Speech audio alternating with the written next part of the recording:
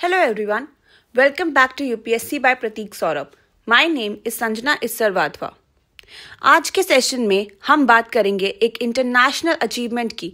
India के दो प्राचीन ग्रंथों भगवद गीता और नाट्य शास्त्र को मिल चुका है ग्लोबल रिकग्निशन बाय यूनेस्को। दोनों के इंक्लूड किए गए हैं memory of the world register में, जहां दुनिया के सबसे इंपॉर्टेंट डॉक्यूमेंट्री हेरिटेज प्रिजर्व किए जाते हैं। ये टॉपिक करंट अफेयर्स के लिए भी इंपॉर्टेंट है और जीएस पेपर 1 के लिए भी रेलेवेंट हो जाता है। So let's begin.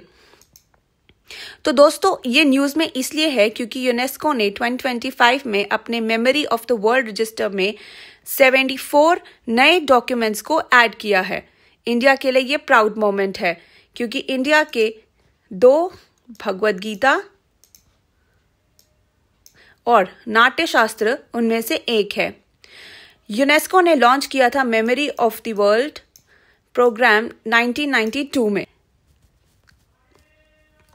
इस रजिस्ट्री का मकसद है कलेक्टिव मेमोरी को प्रोटेक्ट करना, जैसे कि रेयर बुक्स, आर्काइव्स या मैन्यूस्क्रिप्ट्स जिनका कल्चरल और हिस्टोरिकल वैल्यू यूनिवर्सल हो। ये रजिस्टर हमारे लिए इंटैंजिबल हेरिटेज को डॉक्यूमेंट करता है, जिसे हम देख नहीं सकते पर समझ सकते हैं। अब समझते हैं कि UNESCO memory of the world MOW programme का विजन और उसके ऑब्जेक्टिव्स क्या हैं। Memory of the world programme को 1992 में लॉन्च किया गया था with a clear vision: preserve, protect and promote the world's documentary heritage. ये हेरिटेज किसी एक रीजन का कल्चर का नहीं होता है, ये ह्यूमैनिटी का शेयर्ड लेगेसी है।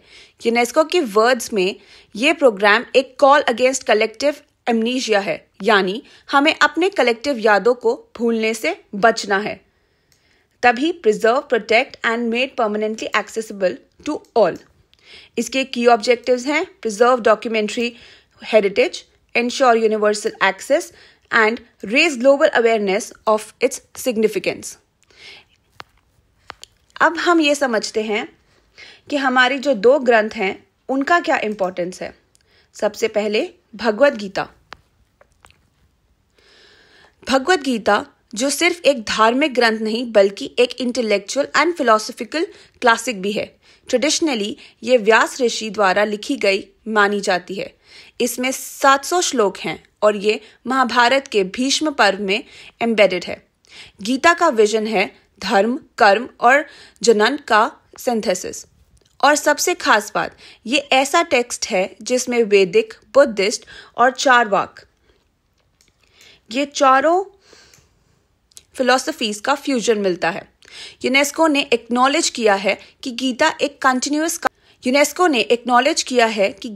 कंटिन्यूअस क्यूमुलेटिव इंटेलेक्चुअल ट्रेडिशन को रिप्रेजेंट करती है जो टाइमलेस रेलेवेंस रखती है, not just for India but for the world. अब आगे समझते हैं नाट्य शास्त्र के बारे में। नाट्य शास्त्र, जिसको ऑथर करा गया है भारत मुनि ने, ये एक इंसाइक्लोपीडिया है ऑफ परफॉर्मिंग आर्ट्स और दुनिया के सबसे पुराने और कॉम्प्रिहेंसिव टेक्स्ट में से एक माना जाता है। 36,000 वर्सेस की इस ट्रीटीज में एक्सप्लेन्ड है नाट्य, अभिनय, रास, भाव, इमोशन, जो हमारा इमोशन होता है, और उसके अलावा संगीत, जो म्यूजिक होता है। आज भी classical dance forms like Bharatanatyam, Kathakali and Odissi इन्हीं प्रिंसिपल्स पे बेस्ड है। यूनेस्को ने माना है ये टेक्स्ट इंडियन एस्थेटिक्स और कल्चरल आइडेंटिटी का लिविंग फाउंडेशन है और इसका ग्लोबल इन्फ्लुएंस भी देखा गया है साउथ ईस्ट एशिया के थिएटर और डांस फॉर्म में।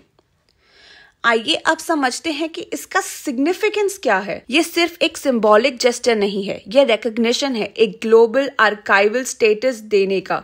इसका मतलब ये ग्रंथ अब इंटरनेशनल प्रोटेक्शन और प्रिजर्वेशन के फ्रेमवर्क में आता है। यूनेस्को इस रजिस्ट्री के जरिए इंश्योर करता है कि ये मैन्युस्क्रिप्ट्स डिग्रेड ना हो, उनका डिजिटाइजेशन हो और फ्यूचर जनरेशंस के लिए ये हमेशा एक्सेसिबल रहे। इसे इंडिया की सॉफ्ट पावर भी बोला जा रहा है क्योंकि ग्लोबल स्टेज पर हाईलाइट होता है, स्पेशली कल्चरल डिप्लोमेसी में। इसीलिए इसका सिग्निफिकेंस बहुत ही ज्यादा देखा गया है। Guys, registration links for Aasha batch by UPSC by Prateek Saurabh आपको डिस्क्रिप्शन बॉक्स में मिल जाएगा. It is the most affordable exam oriented initiative in India. Total lectures will be 100 plus. PDFs will be provided on every class. Please guys description box में आप ज़रूर check करिए, उसका link आपको वहाँ पर मिल जाएगा. अब लास्ट में आप ये बताइए कि यूनेस्को ने 2023 में इंडिया में कौन से हेरिटेज साइट्स को लिस्ट करा था. प्लीज़ कमेंट सेक्शन में ज़रूर बताइए. Thank you so much.